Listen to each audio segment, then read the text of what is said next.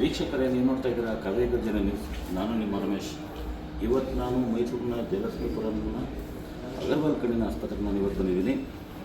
ಬಹುತೇಕ ನಿಮ್ಮನ್ನು ಕೂಡ ಡಾಕ್ಟರ್ ಪವನ್ ಜೋಶಿ ಅವರು ಹೆಸರಾಂತ ಕಣ್ಣಿನ ವೈದ್ಯರು ಮತ್ತು ಮಾನವೀಯತೆ ಮತ್ತೊಂದು ಗುಣವುಳ್ಳಂಥ ವ್ಯಕ್ತಿ. ಇವತ್ತು ವೈದ್ಯ ನಾರಾಯಣರು ಎನ್ನುವಂತಹ ವೃತ್ತಿ ಧರ್ಮಕ್ಕೆ ತುಂಬ ಭಾಳ 100ಕ್ಕೆ 150 ಭಾಗ 1000 ಭಾಗ ಅವರು ಅದಕ್ಕೆ ಸೂಕ್ತ ವ್ಯಕ್ತಿಯನ್ನು ಕೂಡ ತಪ್ಪಾಗಲ್ಲ.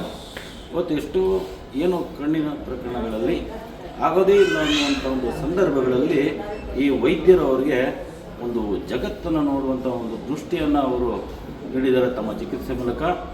ಇವತ್ತು ಇದೇ ತಿಂಗಳು ಈ 2025ರ ಜನವರಿ 31ನೇ ತಾರೀಕುವರೆಗೂ ಕೂಡ ಅವರು ಉಚಿತವಾಗಿ ರೋಗಿಗಳಿಗೆ ಕಣ್ಣಿನ ತಪಾಸಣೆಯನ್ನು ಮಾಡಿ ಸೂಕ್ತ ಚಿಕಿತ್ಸೆಯನ್ನು ಕೊಟ್ಟಿದ್ದಾರೆ. ದಯವಿಟ್ಟು ಇಂಥ ಒಂದು ಸುವರ್ಣಾವಕಾಶವನ್ನು ತಾವೆಲ್ಲರೂ ಬಳಸ್ಕೊಡಿ. ಯಾವುದೇ ನಿಮ್ಮ ಹತ್ರ ಹಣವನ್ನು ಪಡೆಯದೆ ಉಚಿತವಾಗಿ ನಿಮಗೆ ಚಿಕಿತ್ಸೆಯನ್ನು ನೀಡ್ತಾರೆ. ದಯಮಾಡಿ ಈ ಒಂದು ಅವಕಾಶವನ್ನು ಬಳಸ್ಕೊಂಡು ಸದುಪಯೋಗ ಮಾಡಿಕೊಳ್ಳಿ. ಈ ಬಗ್ಗೆ ವೈದ್ಯರು ಕೂಡ ಹೇಳ್ತಾರೆ. ಧನ್ಯವಾದಗಳು. ಎಲ್ಲರಿಗೂ ಒಳ್ಳೆಯದಾಗಲಿ.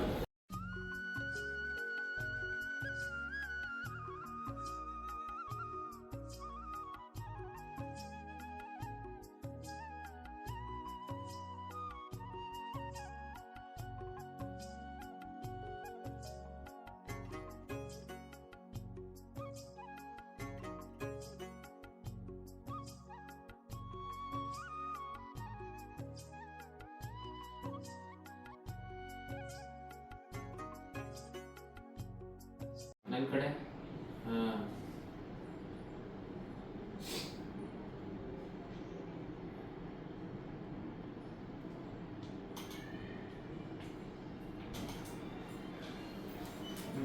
ನೋಡಿ ರಮೇಶ್ ಅವರೇ, ಎಲ್ಲ ಕಣ್ಣು ಆಪರೇಷನ್ ಆಗಿರೋ ಕಣ್ಣು ಮಧ್ಯಕ್ಕೆ ಕಪ್ಪಗಿದೆ.